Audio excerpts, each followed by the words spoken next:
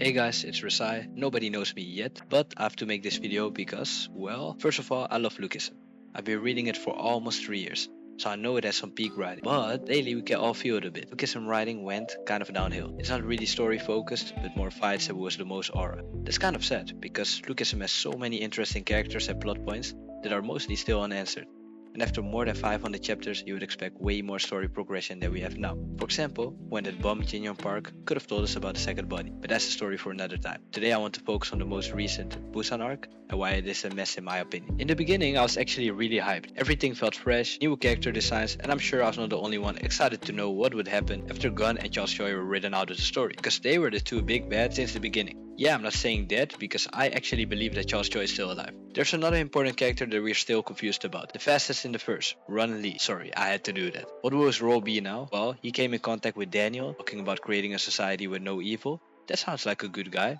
Well, no. There are many story villains with noble goals, like Madara from Naruto, and I can tell you, when a character says something like this, you know that's not all there is to him. James Lee told Daniel to go to Busan because the people over there are running a 4 major crew system, just like Charles Choi. Of course, Daniel just trusts him and contacts Allied about a plan to go to Busan after finally going to school for 1 day, because these teenagers been skipping a lot of school. I don't know how they are still how are they in the second or third year? I don't know. After Daniel leaves, we see another important character in the room that was listening, Kitai Kim. And if that doesn't tell you that James Lee is evil, since he's working with a Mexican cartel leader, you might not be the sharpest. So this was the beginning of the arc, and I must say everything is going well for now. I also like the plot twist with the Busan crew heads, because their designs and fights were really underwhelming.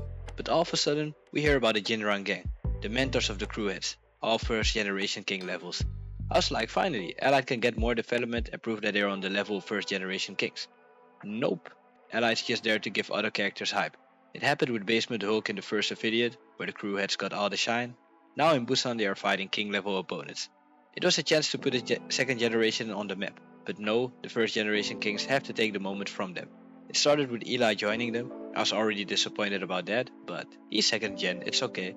But even his fight got stolen by a first generation king. So after more than 500 chapters, I want to ask the question, when is the main cast gonna catch up to the top tiers?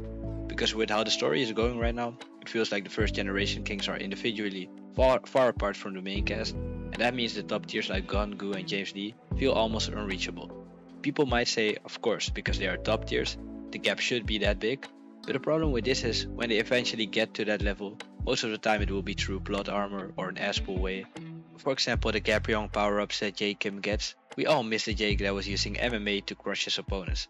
Another example is the main character himself, Daniel. He has the most broken ability, Copy. He also had a big training arc with Gun, and his mentality changed since the training arc. So if he has the perfect body, how is he still not one-shotting everyone in Busan?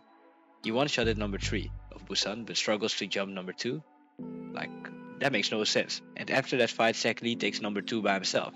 All I'm asking is for the second generation to get more focus, especially Allied since they are the main group, and also make the fight make sense, because yeah, how can you one-shot number 3 but you can't finish number 2 with like 3 people? It feels like everything is going nowhere.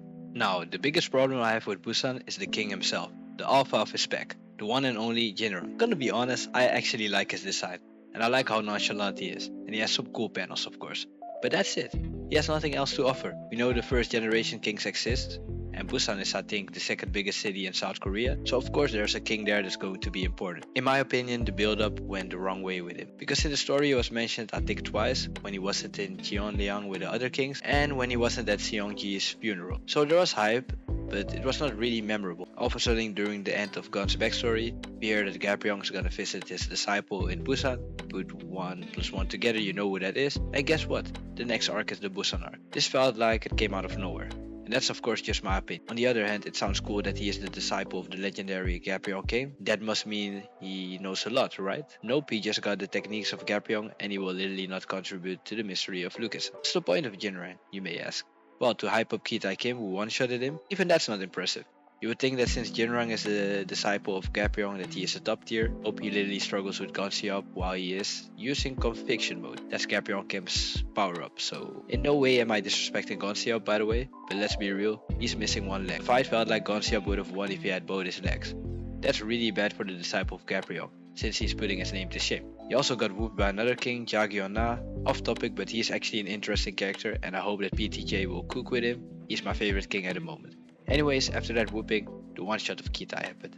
I feel like his only role in the story, if Kitai didn't kill him in that chapter, is teaching conviction to Jae Kim, and that's it. I know his backstory is not finished. I even waited with uploading this video to see if the new chapter changed some things, but no, he just got conviction, protected his friends, and that's it. I don't think he knows anything that can help push the story forward. Guess we still know almost nothing about the second body, and that will stay like this for a while. And by the way, Jinrang by himself, like the point of him I don't really get, but by himself he's actually a really cool character, and I actually mess with his backstory. Like now it makes sense why all the important people of Busan were watching us fight, because he literally saved the city from a bad guy. So I like his backstory, but the thing is, his backstory is just, yeah, with his friend Sang Bike. I actually also like his character, but there are some sad things going on with him, and I feel like PTJ is just going like really fast through them. Like if you saw what happened to Sang Bike or what's implied to happen to him, you would think that, yeah, you know, he would go through more of that story, but no, it's just a sad backstory, just like all the other backstories in the past. But those backstory actually had some good writing. Well, I've been complaining a lot. I hope you guys get where I'm coming from. PTJ, you're the GOAT. Not every arc and or character is going to be peak. I get that. But in my opinion, the Busan arc is really whack, and Lookism lately is kind of mid. I hope the next arc actually focuses on the important characters and plot points we are waiting for, and I hope you will write more peak, please. Thanks for watching, and I'll see you guys in the next one.